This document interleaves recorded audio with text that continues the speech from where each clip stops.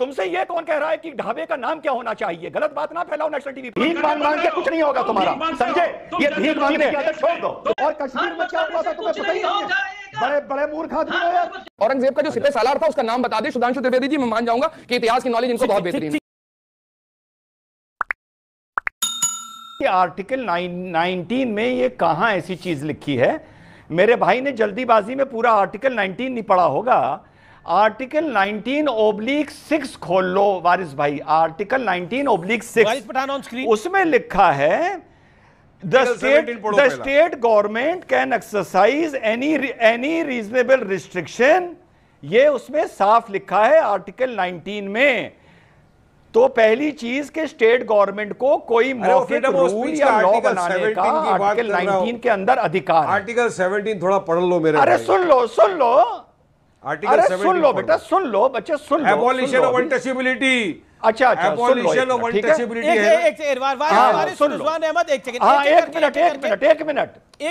Minute बौखलाओ ना। दूसरी चीज, अभी साहब नेशनल टीवी पर बैठ के साहब बोल रहे हैं कि ये कहां लिखा है कि मुझे अपनी दुकान का ये नाम रखना पड़ेगा। भाई ये तो ऑर्डर कह ही नहीं रहा है। ऑर्डर कह रहा है आप नाम रखो जय मां वैष्णो ढाबा, पर नीचे लिख दो प्रोपराइटर सैयद रिजवान अहमद। बात खत्म हो गई। तुमसे ये कौन कह रहा है कि ढाबे का नाम क्या होना चाहिए? गलत बात ना फैलाओ नेशनल टीवी पर बैठकर। वो कह रहा है कि नाम तुम रखो जय राधे राधे रेस्टोरेंट, जय श्री राम रेस्टोरेंट, नीचे लिख दो प्रोपराइटर वारिस पठान। कानून को पहले समझो कि सरकार क्या बोल रही है। ऐसे नेशनल टीवी पर आके ना बैठ जाया करो भाई। भीख मांग के प्रधानमंत्री बनने का कोई प्रावधान अभी तक अनुच्छेद नहीं आया है, पर कुछ लोग हैं जिनकी भीख मांगने की आदत ही नहीं जाती। गलत भाषा, अजीब सदके की आदत लग गई है कि इनकी आदत ही नहीं जाती। पहले 1947 में कहा भीख मांग के हमें अलग मुल्क दे दो, फिर 1955 में कहा नहीं सेकुलर स्टेट नहीं, हमको शरीयत दे दो। चलो भैया नेहरू जी ने शरीयत दे दी। 1985 में कहा शाहबानों को इंसाफ मत दो, इसकी भीख मांगी, चलो राजीव गांधी ने मान लिया। तो कभी कहते हैं हमें रोजगार भीख में दे दो, कभी कहते हैं हमको तालीम दे दो, कभी कहते हैं हमें खाना दे दो, सब्सिडी दे दो। जो ऋषि सांक 1.5% हिंदू होते हुए इंग्लैंड के यूनाइटेड किंगडम के प्रधानमंत्री बने हैं, तो क्या इससे पहले कोई आपने वहां के हिंदू समाज का भीख मांगते हुए का कोई कमेंट सुना था कि हमको हिंदू प्रधानमंत्री दे दो दे दो दे दो दे दो? नहीं सुना था ना। मेहनत करी, सोसाइटी में कंट्रीब्यूट किया, ठीक, समीकरण बैठे। अरे शाह साहब बीच में क्या बोल रहा है यार? जो मैं बोल रहा हूं पहले सुन। जब तुम बोल रहे थे मैं बोल रहा था क्या?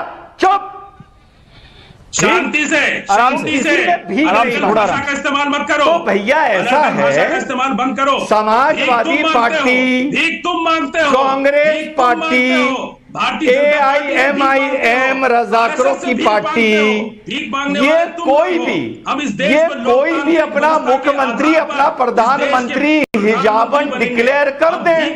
हिजाबन नहीं, मैं कहता हूं बुरखे वाली डिक्लेयर कर दें।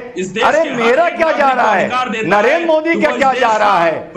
इन लोगों को संविधान पता नहीं है। ये हालत है, ये प्रधानमंत्री दे दो, प्रधानमंत्री दे दो। अरे यार चुनाव लड़ो, लोकसभा में पहुंचो, अपनी 270 की बहुमत लेके आओ, तुम हिजाबन को प्रधानमंत्री बनाओ, बुरखे वाली को बताओ। ये भीख मांग के कुछ नहीं होगा तुम्हारा, समझे? ये भीख मांगने की आदत छोड़ दो। कश्मीर फाइल में तो जो हुआ था उससे 10 गुना कम दिखाया गया ना, तो यार वहां तुम्हारे पेट में दर्द क्यों हो रहा था ये बताओ। अच्छा आप बताइए ना, ये कौन से डेटा है आपके पास? कहां मिले ये डेटा आपको? किसने बनाया ये डेटा? ये तो सरकार। अरे यार कैसी बात कर रहे हो मूर्खों जैसी? कश्मीर के 1 साल में कितना हिंदू मरा था ये तुमको पता नहीं है क्या? क्या बेकार की बात बैठ के बोल रहे हो नेशनल टीवी पर? क्या बेकार के आदमी हो यार तुम? कश्मीर में 1 साल में 270 कश्मीरी हिंदू मरा था, ये बात तुम्हें पता ही नहीं है अभी तक। 35 वाला मरा था, ये बात तुम्हें पता ही नहीं है अभी तक। वाह भैया वाह, नेशनल टीवी पर आए हो और कश्मीर में क्या हुआ था तुम्हें पता ही नहीं है। बड़े बड़े मूर्ख आदमी हो यार। कौन है ये जसवाल भाई?